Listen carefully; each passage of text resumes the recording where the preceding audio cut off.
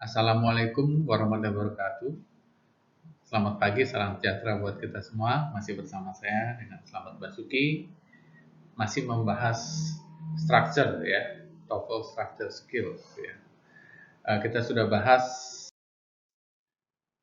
skill 1, subject and verb sudah, object and preposition sudah, present participle sudah, dan sekarang kita akan bahas past participle. Jadi kalau yang sebelumnya present participle, kalau yang sekarang past participle. Nah, kalau present participle itu bentuknya ing ya. Kalau past participle itu bentuknya ketiga, kata kerja ketiga.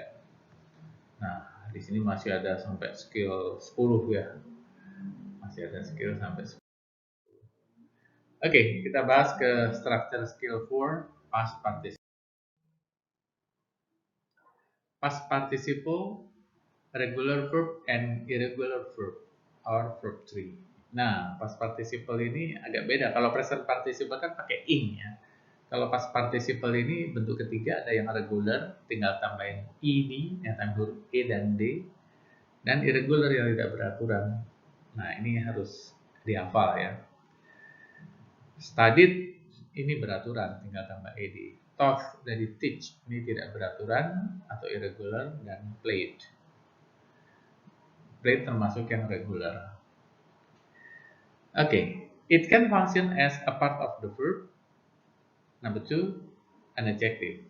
Ya, oke. Jadi past participle bisa berfungsi sebagai kata kerja, ya. Tapi juga bisa berfungsi sebagai adjective, sebagai kata sifat. Oke, as part of the verb, ya, sebagai kata kerja. Past participle is a part of verb, ya, if it appears with have. Oke. Jadi past participle ini bisa terbentuk jika ada kata have. Nah, setelah have diikuti oleh past participle, kata kerja bentuk ketiga. Jadi ini berfungsi sebagai verb. But past participle is part of verb if it is accompanied by be. Nah, ini juga jika diikuti dengan bentuk be, ya, be. Jadi setelah be bentuk kata kerja ketiga, jadi bentuk kata pasif gitu ya. Example, the mailman has left a letter in the mailbox. Ya. Tukang pos telah menaruh atau meninggalkan surat di mailbox. Nah, ini bentuk kata kerja ketiga karena ada has-nya, maka kata kerjanya bentuk ketiga atau past participle. The classes were taught by Professor Smith. Ya. Kelas-kelas diajar oleh Profesor Smith. Ya. Jadi Mr. Smith ini seorang profesor ya. The classes were, nah ini setelah were to be diikuti oleh kata kerja ketiga, bentuk pasif. Jadi kelas-kelas diajar oleh Profesor Smith. Oke, sekarang kita lihat as an adjective. Past participle is an adjective if it doesn't appear with have or be. Past participle is an adjective if it is not accompanied by have or to be. Ya. Jadi past participle ini sebagai adjektif jika tidak ada have atau to be, ya. Tidak ada have atau to be di kata sebelumnya. Nah, ini contohnya nih. The letter left in the mailbox was for me. Okay? The letter left. Jadi surat yang ditinggal di mailbox adalah untuk saya. Ini kalau kalimat lengkapnya pakai which nih, pakai which was ya. The letter which was left in the mailbox was for me.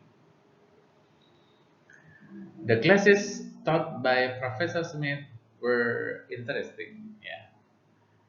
Aslinya di sini ada kata pakai which, ya, which were taught ya. The classes which were taught by Professor Smith were interesting. Langsung aja, the classes taught by Professor Smith were interesting. Oke, bentuk kata kerja ketiga.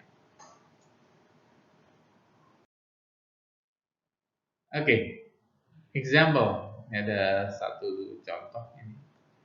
The bread bla bla bla baked this morning smelled delicious. The bread baked this morning smelled delicious. Jawabannya mana? Apakah has, apakah was, apakah it, apakah just? Yang jelas bake ini adalah bentuk kata kerja ketiga. Cuman ini sebagai kata sifat atau sebagai kata kerja ini maksudnya. Roti baked this morning smelled delicious. Oke, jawabannya mana? Iya, bagus. Just ya. Jadi dia bentuk pasif. The bread just baked this morning smelled delicious. Oke, check the description for exercises ya. Di sana sudah tersedia beberapa pertanyaan, ada 10 pertanyaan. Silakan Anda kerjakan, mudah-mudahan betul semua. Kalau Anda betul semua berarti Anda menguasai past participle. Terima kasih. Wassalamualaikum warahmatullahi wabarakatuh.